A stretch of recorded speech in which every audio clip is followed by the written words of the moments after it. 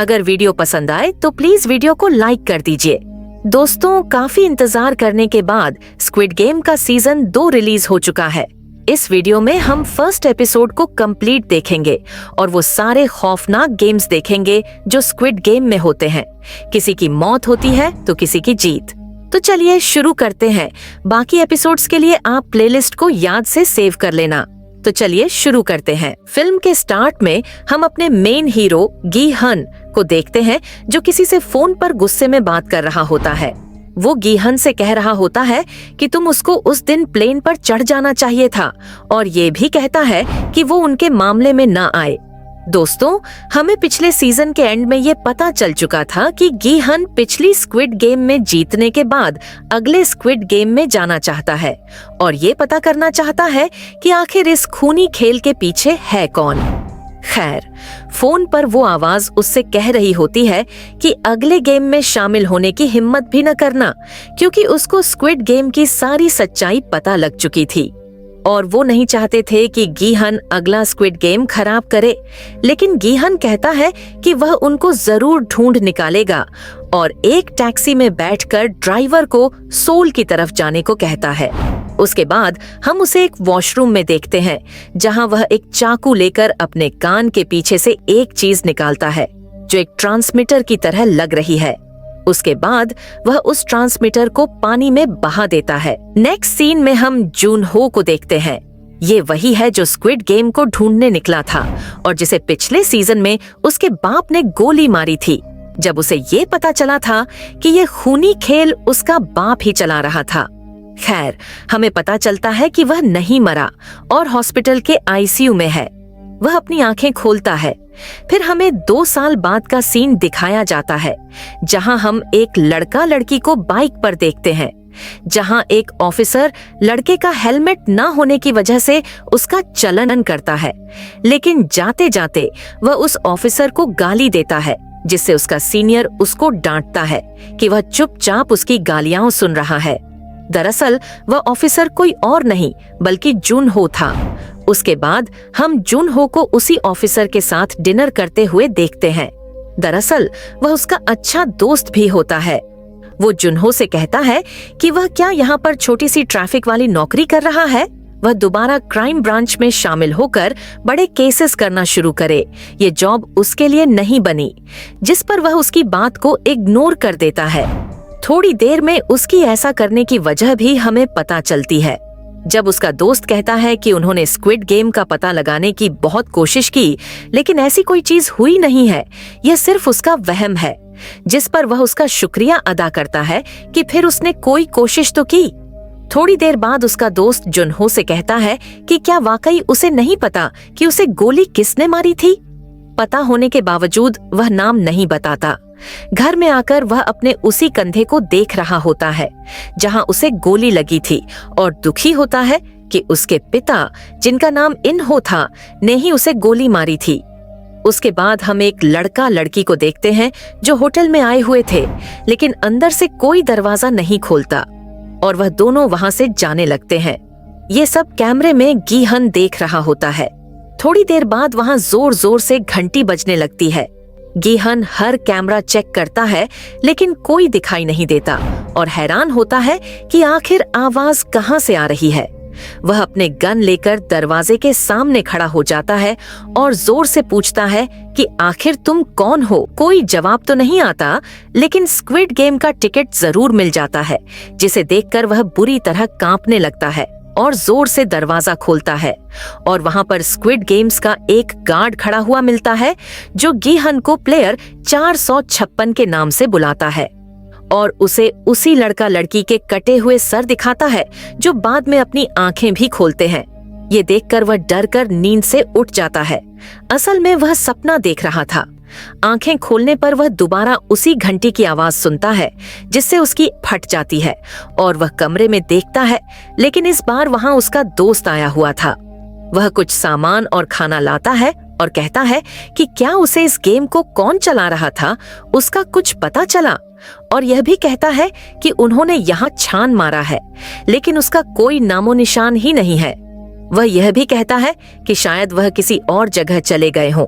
जिस पर जी हन कहता है कि अपनी तलाश जारी रखो और कहता है कि हर आने वाली ट्रेन पर नजर रखो, कहीं ना कहीं कोई गेम की टिकट बांटने वाला जरूर मिलेगा।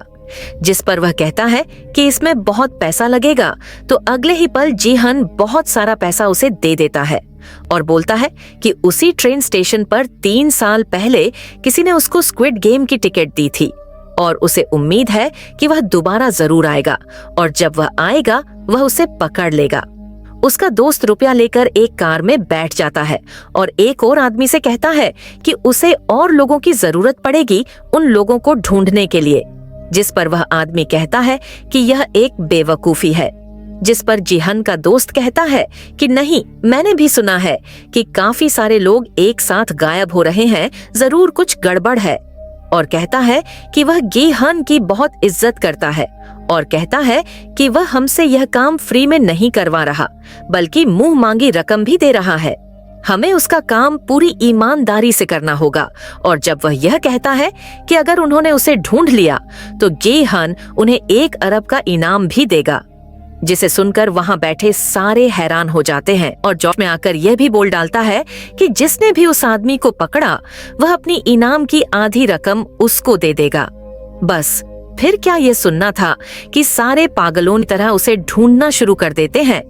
फिर हम जुनहू को देखते हैं जो एक मछुआरे के पास आया हुआ होता है। उसका नाम पार्क होता है और वह जुनहू का अच्छा दोस्त भी होता है। दरअसल जुनहू उसके साथ मिलकर वही आइलैंड ढूंढना चाहता था जहां स्क्विड गेम खेली जाती है और वह उसके कश्ती में निकल पड़ता है। फिर हमें पता चलता है कि वह ढेर सारे लगातार उस आइलैंड को खोज रहे थे, लेकिन उनको कुछ नहीं मिल रहा था। उसके बाद जुनहू एक मैप निकालता है जहां हम देखते हैं कि उन्होंने काफी सारे आइलैंड खोज लिए हैं और अगले आइलैंड की तरफ जाने लगते हैं। उसके बाद गिहन के आदमियों को देखते हैं जो आपस में बात कर रहे होते हैं कि आखिर स्क्विड गेम की लॉटरी देने वाला दिखता कैसा है, और बोलते हैं कि उसकी निशानी ये है कि उसके हाथ में एक ब्रीफ केस होगा और हाथ में डकजी होगी, जो कोरिया में खेले जाने वाली बहुत मशहूर गेम भी है। वह यह भी बोलता है कि यह आदमी पहले डाकजी खेलता है और उसके बाद स्क्विड गेम का एक टिकट थमा देता है और फिर मौत का खेल शुरू हो जाता है। उसके बाद गिहन का दोस्त उनको बताता है कि तलाश कहां से शुरू करनी है और बोलता है कि किसी ट्रेन को भी नहीं छोड़ना, वह किसी भी एक ट्रेन स्टेशन पर हो सकता है। और कहता है कि वह एक ऑनलाइन ग्रुप बनाएंगे जहां हर बंदा अपने स्टेशन की पिक्चर्स भेजेगा कि उसने वह जगह ढूंढ ली है। और यह भी कहता है कि 500 मिलियन का इनाम भी मिलेगा उसे जो उस आदमी को ढूंढेगा। सब एक एक डकजी उठाकर गाड़ी में उस आदमी की तलाश में निकल पड़ते हैं। उसके आदमी हर ट्रेन स्टेशन के चप्पे चप्पे पर फैल जाते हैं और गिहन भी वहां होता है जो ग्रुप चैट में सबके ऊपर नजर रखे हुए होता है। दिन गुजरते जाते हैं, तलाश जारी रहती है और वहां पर जुनहू भी अपनी तलाश जारी रखे हुए था। उसके बाद हम देखते हैं कि साल 2024 का 8वां महीना भी आ चुका है और तलाश अभी भी जारी होती है। हर कोई अपने तरीके से ढूंढ रहा होता है कि बस एक बार मिल जाए। इस महीने का भी 15, 16, 17 दिन एक एक करके हाथ से फिसलते जा रहे थे, लेकिन उस आदमी को या तो आसमान खा गया था या जमीन निगल गई थी। एक दिन जुनहू उस आइलैंड की तलाश में एक खतरनाक समुंदर तूफान में भी फंस जाता है, जहां से वह बहुत मुश्किल से बचकर निकलता है। उधर गिहन अपनी गाड़ी में तेज बारिश में ग्रुप में सब पर नजर रखे हुए था और थोड़ा थोड़ा उदास होने लगता है कि कोई भी उसे नहीं ढूंढ पा रहा। उसके बाद हम पार्क को देखते हैं जो जुनहू से कह रहा होता है कि आज तो हम बच गए, मगर क्या पता कल न बच पाए। और यह भी कहता है कि उसको अपनी जिंदगी की कदर करनी चाहिए कि कैसे उसने उस दिन जुनहू को बचाया था। जब उसने उसे पानी में बेहोश पाया था तब उसे गोली लगी हुई थी, जिस पर जुनहू उनका शुक्रिया अदा करता है। उसके बाद हम किम और उसके दोस्त को देखते हैं जो हर बार की तरह ट्रेन स्टेशन पर आदमी को ढूंढने आए हुए थे। वह किम से कहता है कि हमें उसे ढूंढते हुए 2 साल हो गए हैं। मैं एक ही चीज करके पागल हो रहा हूँ और कुछ दिनों में शायद यह काम भी छोड़ दूंगा। जिस पर किम बोलता है कि उसको तो शुक्रिया अदा करना चाहिए कि उसे बैठे बैठे रुपया मिल रहा है, और उसे अपना मुंह बंद करके काम पर ध्यान करने का कहता है। जिस पर वह कहता है कि 2 साल बहुत होते हैं किसी को भी ढूंढने के लिए, और इन 2 सालों में और स्टेशन पर किसी को भी डाकजी खेलते हुए नहीं देखा। अब उसने यह बात खत्म की ही नहीं होती, उसी वक्त उसके कानों में डाकजी की आवाज आती है। वह दोनों बहुत हैरान होते हैं और सामने की तरफ देखते हैं तो वही आदमी किसी के साथ डाकजी खेल रहा होता है, बिल्कुल उसी तरीके से। क्या अगर वह जीत रहा होता है तो दूसरे को एक जोर का लप्पा मारता है, और अगर वह हारता है तो उसे पैसे दे देता है। वह दोनों यह देखकर समझ जाते हैं कि यह वही आदमी है। वह जल्दी से जी हन को कॉल मिलाते हैं और कहते हैं कि उनको वैसा ही बंदा ट्रेन स्टेशन पर मिल गया है, बिल्कुल वैसे जैसा उसने कहा था। ये सुनकर उसकी आंखें फटी की फटी रह जाती हैं। बात करते करते वो ये भी कहता है कि अब वह आदमी उसको वही स्क्विड गेम की टिकट भी दे रहा है, जिस पर वह जल्दी से अपनी पिस्टल निकाल लेता है और पूछता है कि तुम किस स्टेशन पर हो, जिस पर वह उसको स्टेशन का नाम बताता है, और वह बहरूपिया भी वहां से जाने लगता है। जी हन उनसे कहता है कि उस पर नजर रखें, वह वहां जल्द ही आ जाएगा। वह दोनों उस बहरूपिया की तरफ चल पड़ते हैं। उसके बाद हम उस लड़के को देखते हैं जो उस टिकट को गौर से देख रहा होता है।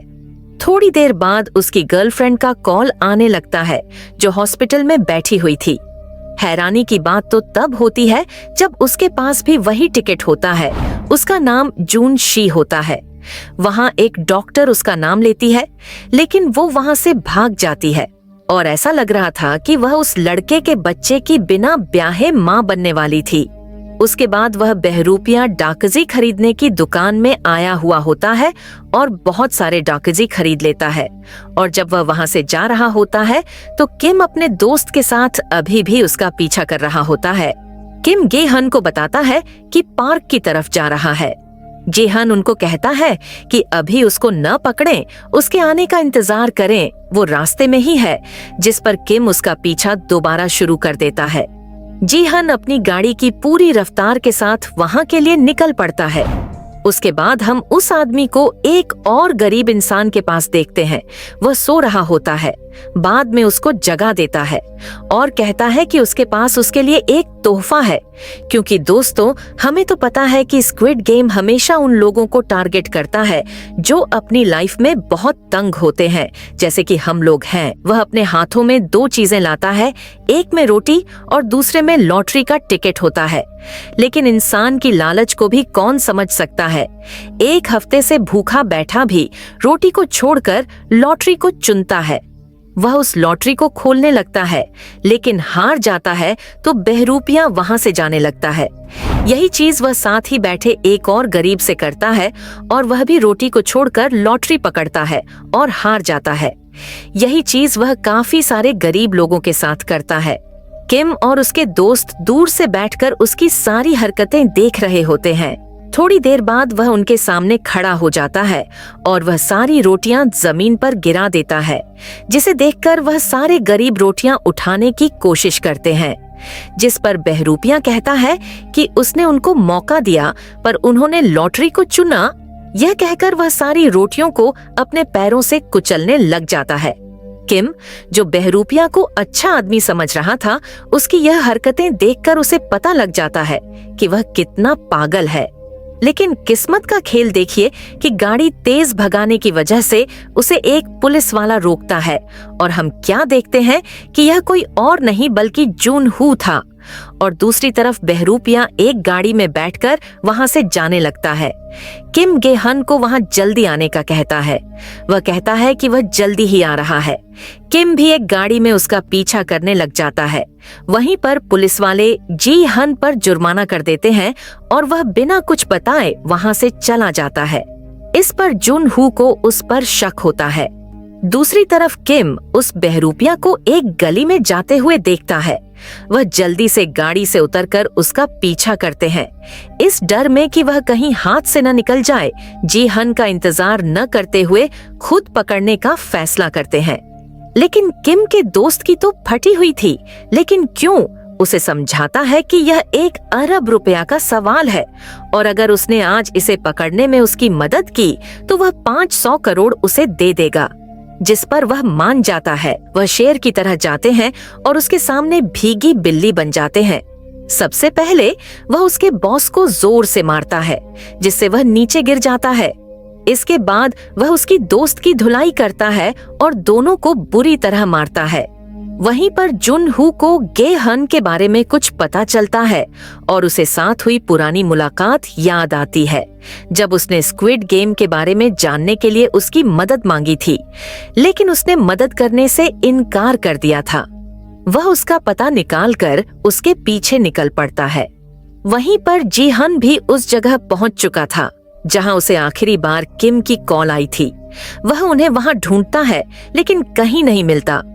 फिर वह कॉल करता है। पास ही कहीं से फोन बजने लगता है। थोड़ी खोजबीन के बाद उसे खून लगा हुआ मिलता है। वह परेशान होकर वहां से चला जाता है। क्या वह बेहरूपिया तो सब कुछ ऊपर से देख रहा था और उसे पता चलता है कि यह सब किया धरा गीहन का था। वहीं पर जुन हू गेहन की कार का पता लगाते हुए उस कंपनी में आता है जहां से उसने वह कार ली थी। वहां से उसे उसका सारा पता मिल जाता है। दूसरी तरफ हम किम और उसके दोस्त को देखते हैं, जिन्हें एक जगह बंद कर रखा था। पहले किम की आंखों से काली पट्टी हटाते हैं, फिर उसके दोस्त की आंखों से।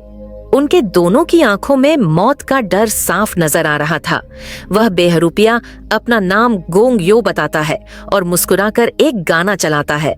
गोंग उनके सामने बैठकर कहता है, चलो रॉक सिजर्स गेम खेलते हैं, और कहता है हारने वाले को एक सजा भी मिलेगी। वह गन में एक गोली भरता है, रिवॉल्वर को घुमा देता है और कहता है उसे नहीं पता कि गोली कहाँ है। जब भी कोई बंदा रॉक सिजर्स हारेगा, जीतने वाला उस पर गोली चलाएगा। अगर उसकी किस्मत अच्छी हुई तो वह बच जाएगा। ये खेल एक बंदे की मौत पर खत्म होगा। और वह इस हद तक पागल हो चुका था कि वह पहली बार अपने आप पर गोली चला देता है। लेकिन किस्मत तो सिर्फ हम गरीबों की ही खराब होती है। वह बच जाता है और मौत का खेल शुरू हो जाता है। पहली बार गोंग के रॉक सिजर्स कहने पर किम अपने दोस्त को धोखा देता है और गेम खेल लेता है। उसका दोस्त क्योन नहीं खेलता तो गोंग उस पर गोली चला देता है, लेकिन वह बच जाता है। इसके बाद वे दोनों फिर से खेल शुरू कर देते हैं और अगली बार पार्क की बारी आती है।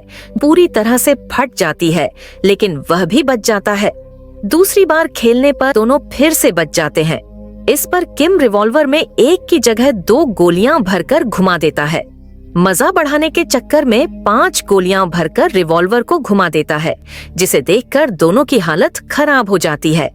किम गेम को तेज कर देता है और जल्दी जल्दी कहता है rock paper scissors, rock paper scissors. लेकिन बकरा कब तक खैर मनाएगा। आखिरकार पार्क का दोस्त हार जाता है, लेकिन पार्क जानबूझकर हार जाता है। यह देखकर उसके दोस्त के आंसू नहीं रुकते और अगले ही पल गोंग उसके सिर में पूरा लोहा उतार देता है। किम पार्क के दोस्त को जीतने पर बधाई देता है। फिर हम तेज बारिश में जुनहू को देखते हैं, जो गेहन के घर आया हुआ होता है, लेकिन वहां पर ताला लगा होता है। वह उसे मारने के लिए इतना बेताब था कि वह ऊपर चढ़ने लगता है और खिड़की खोलकर अंदर आ जाता है। अंदर आकर वह गोंग का पुतला देखता है और स्क्विड गेम का टिकट भी देख लेता है। उसी वक्त वहां काम करने वाला एक आदमी आ जाता है। जुनहू वहां छुप जाता है और जब आदमी वहां से जा रहा होता है तो वह पीछे से खिड़की खुली हुई देखता है। उसको थोड़ा शक होता है, लेकिन क्योंकि वहां पर कोई नहीं होता तो वह खिड़की बंद करके वहां से चला जाता है। लेकिन वह गधा चाबियां वहीं छोड़ देता है, जिनका इस्तेमाल करके जुनहू गेहून के बारे में सब कुछ पता लगा लेता है। थोड़ी देर में गेहूं भी वहां आ जाता है, लेकिन उसको शक हो जाता है कि अंदर कोई है। वह दरवाजा खोलकर अंदर आ जाता है, लेकिन यह क्या, वहां तो गोंग खड़ा होता है, वही रिवॉल्वर लेकर जिससे उसने अभी अभी किम का काम तमाम किया था। वो गेहूं की चीजें देख रहा होता है और बोलता है कि उसे उस दिन उस प्लेन पर यहाँ से बहुत दूर चले जाना चाहिए था, जिस पर गेहूं कहता है कि वह तो बस उसका शुक्रिया अदा करना चाहता था। जिस पर गोंग कहता है कि वह तो सिर्फ मैसेज पहुंचाता है, असली खेल तो कोई और खेल रहा है। गेहूं उससे कहता है कि उसे उस आदमी से मिलाना है जो इस सब के पीछे है। वह कहता है कि जो भी उसने कहना है उसे बता सकता है, वह आगे पहुंचा देगा। जिस पर गेहूं कहता है कि वह डायरेक्ट उसके ऊपर वाले लोगों से बात करना चाहता है। जिस पर गोंग गेहूं से कहता है, क्या तुम्हें पता है कि आखिर में यह सब कुछ क्यों कर रहा हूं? गेहूं उससे कहता है कि उसे जरा भी फर्क नहीं पड़ता कि वह लोगों का कुत्ता कैसे बना। जिस पर वह मुस्कुराता है और कहता है कि वह स्क्विड गेम है, काम किया करता था जब वह छोटा था। उसने गेम में जो भी मर जाता था हजारों लोगों की लाशें जलाई थीं, और यहाँ तक यह भी बोल डालता है कि वह गरीब थे, इस समाज का कचरा जिसे साफ करना बहुत जरूरी था। और कहता है कि जब उन्होंने उसे यह गन दी तब उसे पहली बार अपनी ताकत का एहसास हुआ कि वह जिसे चाहे मार सकता है। और कहता है कि एक दिन गेम हारने की वजह से उसे अपने पिता को ही शूट करना था। उसका पिता उसे जिंदगी की भीख मांग रहा था और कहता है कि उसने अपने पिता के सिर में गोली मार दी थी। जिस पर गेहूं उसे कहता है कि तुम गेम के अंदर मारो या गेम के बाहर तुम रहोगे उनके कुत्ते ही। जिस पर गोंग को बहुत गुस्सा आता है और कहता है कि ये मत समझो कि तुम गेम जीत गए तो तुम बहुत स्पेशल हो, मैं तुम्हें इसी वक्त गोली मार सकता हूँ। जिस पर गेहूं कहता है कि उसको नहीं पता कैसा लगता है हजारों लोगों की लाश पर खड़े होकर जिंदा रहना। वह गेम तो जीत गया था, लेकिन वह हर दिन पल पल मरता रहता है। जिस पर गोंग उस पर गोली चला देता है, लेकिन गेहूं बच जाता है। गोंग कहता है कि चलो एक गेम खेलते हैं और मुस्कुराता है। जिस पर वह वही गेम गेहन के साथ खेलता है और एक गोली भरकर रिवॉल्वर को घुमाता है, लेकिन सब किस्मत का खेल है। पहली बारी गेहूं की आती है गोली चलाने की, दूसरी बारी गोंग की आती है, दोनों बच जाते हैं। वह 6 में से 4 बार खेल चुके थे।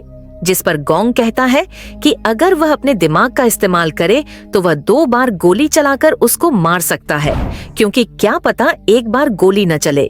और कहता है कि जिसे वह मिलना चाहता है उसका पता उसकी जेब में है।